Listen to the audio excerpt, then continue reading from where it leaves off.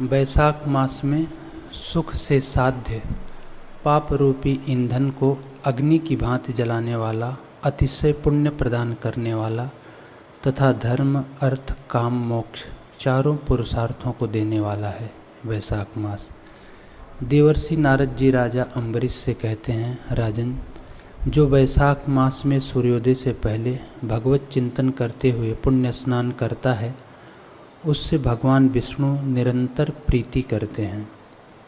पाप तभी तक गरजते हैं जब तक जीव यह पुण्य स्नान नहीं करता। वैशाख मास में सब तीर्थ आदि देवता बाहर के जल तीर्थ के अतिरिक्त में भी सदैव स्थित रहते हैं। भगवान विष्णु की आज्ञा से मनुष्यों का कल्याण करने के लिए वे सूर्योदय से लेकर 6 दंड अर्थात 2 घंटे 24 मिनट तक वहाँ मौजूद रहते हैं। सभी देवता सभी जलों में सूर्योदय से लेकर 6 दंड मतलब 2 घंटा 24 मिनट तक उसमें मौजूद रहते हैं। इसलिए प्रातः स्नान कर लेने से समस्त पापों का क्षय हो जाता है। सब दानों से जो पुण्य होता है और सब तीर्थों में जो फल होता है, उसी को मनुष्य वैशाख में केवल जल दान करके पा लेता है। यह सब दानों से बढ़कर हितकारी है। वैशाख के शुक्ल पक्ष की तृतीया अक्षय तृतीया के नाम से जानी जाती है। यह अक्षय फलदायिनी होती है। इस दिन दिए गए दान, किए गए प्रातः पुण्य स्नान, जप तप हवन आदि कर्मों का शुभ और अनंत फल मिलता है। भविष्य पुराण व मत्स्य पुराण के अनुसार इस तिथि को किए गए सभी कर्मों का उपवास का फल अक्षय हो जाता है, इसलिए इसका नाम अक्षय पड़ा है। त्रेता युग का आरंभ इसी तिथि से हुआ, इसलिए यह समस्त पापनाशक तथा सर्व सौभाग्य प्रदायक है। स्कंद पुराण में कथा आती है कि पांचाल देश के राजा पुरुयशा के राज्य में के चारों ओर एकाएक शत्रुओं ने घेरा कर दिया और वह राज्य लक्ष्मी विहीन हो गया। अपने व पत्नी के प्राण बचाकर वह धीरे से भाग निकला और जंगलों की गिरी गुफाओं में जाकर छिप गया। पुरुयशा ने अपने सर्वज्ञ गुरु याज और उपयाज का मानसिक चिंतन किया। गुरु समझ गए कि हमारा शिष्य खूब गहराई से हमारा चिंतन कर रहा है। गुरुदेव अपने शिष्य की दृढ़ भक्ति देखकर उस जंगल की छुपने योग्य गुफा तक पहुंच गए। राजा ने अपना दुख बताया, महाराज, मेरा सर्वनाश हो गया। नंगे पैर, नंगे सिर और पहने वस्त्रों से हम जान बचाकर यहाँ पहुँचे हैं। ऐसा तो मैंने क्या पाप किया है कि साधारण नागरिक जैसा भी मेरा घर नहीं है। मेरे ना कोई पुत्र है, ना भाई है और ना ही हितकारी मित्र ही। शत्रु कहीं मुझे मार न डाले, इसलिए मैं गिरी गुफाओं में प्राण बचाने को भटक रहा हूँ। गुरु याज और उपयाज बोले, पुरुयशा, जरूर तुम्हारे किसी कुकृत्य का फल एकाएक उत्पन्न हुआ है। आदमी का इष्ट मजबूत होता है तो अनिष्ट नहीं होता, और जब मनुष्य का अनिष्ट जोर पकड़ता है तब इष्ट कमजोर होता है, तभी यह दशा आती है। इसलिए बुद्धिमान मनुष्य को सुख के समय भी इष्ट कर्म, जप, ध्यान, व्रत, उपवास आदि करते रहना चाहिए। राजा की दुखद स्थिति पर उन्हें दया आई। वे पद्मासन बांधकर 3 अंजलि जल लेके समाधि में बैठे और संकल्प किया कि राजा का भूतकाल दिखे। मुनियों में पुरुयशा के प्रारब्ध में भूतकाल में ध्यान के द्वारा प्रवेश किया। 10 जन्मों तक के उसके कृत्य देखकर विस्मय में पड़ते हुए मुनियों ने आंखें खोली और कहा, पुरुयशा, तूने पूर्व काल में बड़े क्रूर कर्म किए थे। तू पहले के 10 जन्मों तक महापापी व्याध रहा है। तू कभी सर्वव्यापक भगवान नारायण की शरण नहीं गया और पाप ताप मिटाने वाली, कानों को पवित्र करने वाली हरि कथा कभी नहीं सुनी। जीभ को पवित्र करने वाला भगवान का नाम, हाथों को पवित्र करने वाला सत्कर्म और दान, पैरों को पवित्र करने वाले भगवत धाम सत्संग स्थल की यात्रा तूने नहीं की। 1 जन्म 2 जन्म नहीं, ऐसे तेरे 9 जन्म बीत गए थे। तू क्रूर कर्म करते हुए ऐसे ही बिताया। 10वें जन्म में तू साय पर्वत पर पुनः व्याध हुआ। तू पक्षियों को मारता, घोंसलों में उनके बच्चे बिलखते रहते। इसी कारण तुझे इस जन्म में कोई पुत्र नहीं हुआ है। तेरा स्वभाव विश्वासघाती था, इसलिए तुझे सहोदर भाई भी नहीं मिला। तू राहगीरों को लूटता था, इसलिए तेरा कोई मित्र भी नहीं रहा। तू दान पुण्य नहीं करता था, इसलिए दरिद्रता तेरे सिर पर जीवन पर छाई हुई है। साधु पुरुषों का तिरस्कार करने के कारण तू पराजित होकर जीता है।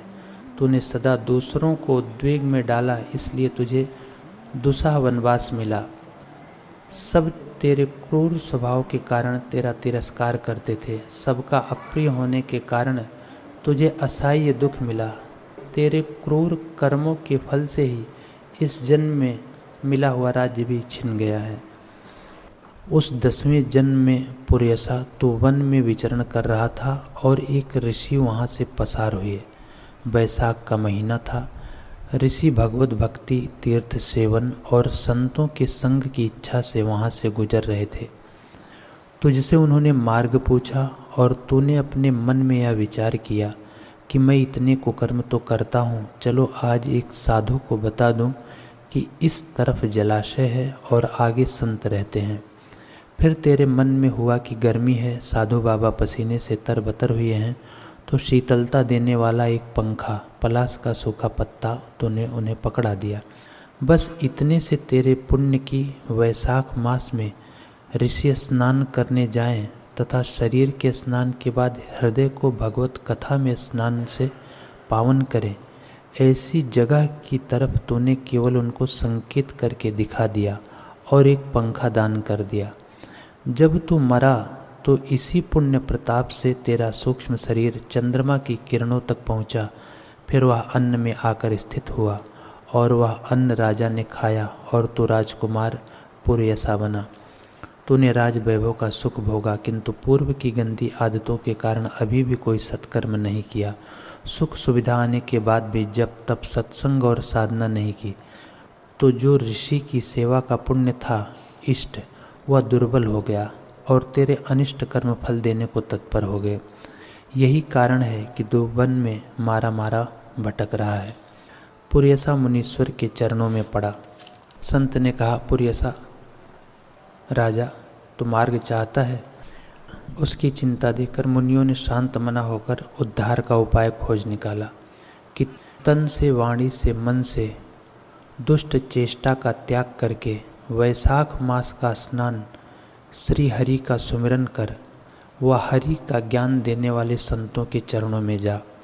संत परब्रह्म परमात्मा में, ईश्वर में गोता मारकर जब ईश्वर से स्पर्श की हुई वाणी बोलें, उसे सुनकर तू अपने कानों के द्वारा हृदय को पवित्र कर, तो तेरे 10-10 जन्मों के पाप कट जाएंगे और तू इहलोक के वैभव को तो पाएगा, साथ ही परम वैभव, परमात्म सुख व भगवान की भक्ति को भी पालेगा। आज अक्षय तृतीया है। इस दिन दिए गए दान, किए गए स्नान, जप तप व हवन आदि शुभ कर्मों का अनंत फल मिलता है। इससे तू जल्दी अपने मनोरथ को पूर्ण कर लेगा। राजा पुर्यसा ने गुरुदेव का पत्र, पुष्प, कंदमूल आदि से जो कुछ पूजन सत्कार करना था, प्रदक्षिणा करनी थी, किया और वैशाख मास के पुण्य स्नान का संकल्प लिया। भगवान नारायण की स्तुति व संतों का संग करने का संकल्प।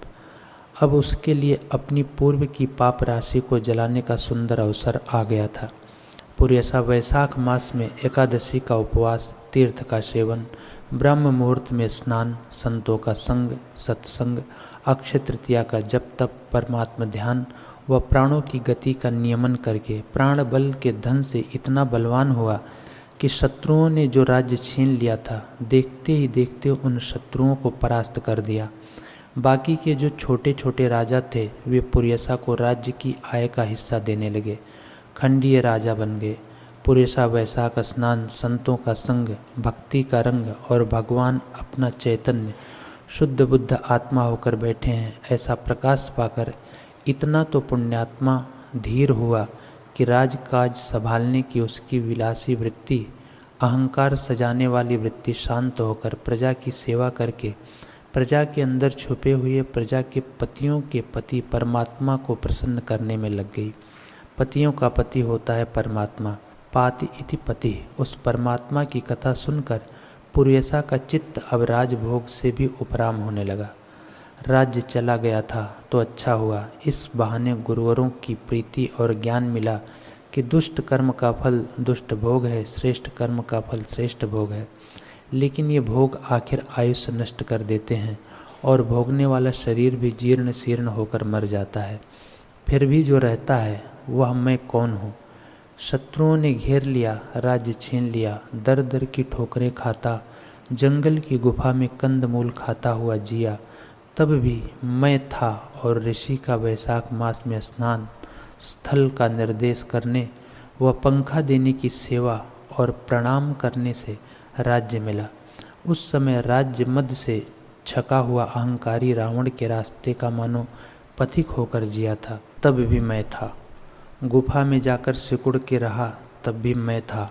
और वैशाख मास का स्नान, मौन, जप, दान, गुरु सेवा आदि सत्कर्म के प्रभाव से इतना प्रभावशाली हो गया, तब भी मैं हूँ। गुरु के सत्संग ज्ञान से पुर्यसा की बुद्धि सूक्ष्म हुई। इस प्रकार उसने मन में चिंतन किया और उसके 10 जन्मों के घातक कर्मों के पाप नष्ट हुए। वह यशस्वी राजा हुआ और यश का उपभोग न करते हुए यश का उपयोग करके परम यशस्वी आत्मा परमात्मा की भक्ति और प्रीति पाकर धन्य हो गया, मुक्त आत्मा हो गया। वैशाख मास में सभी लोग प्रातः स्नान का जरूर नियम ले लें। जो सेवा आज में नहीं जुड़े हैं, इस 1 महीना तो ज़रूर कुछ न कुछ सेवा से जुड़ जाएं। और अन्य सेवाएं चलती हैं, गौ सेवा, जहाँ जिसको अनुकूलता हो। गुरु सेवा में 100 करोड़ गुना पुण्यदायी है ये महीना, तो इसका लाभ लें। सूर्योदय के पहले स्नान, प्रणव मंत्र के जप का अनुष्ठान कर सकते हैं। सत्संग में हमने सुना श्वासोश्वास की गिनती की साधना विशेष रूप से गुरुदेव ने कही, इसका भी नियम ले सकते हैं। और भगवान के 3 नाम जो समस्त पापों का नाश करने वाले हैं, पुंडरीकाक्ष, ऋषिकेश, माधव, ये चलते फिरते 2-4 बार दिन में उच्चारण कर सके तो अच्छा है, बहुत लाभदायी है इस वैशाख मास में।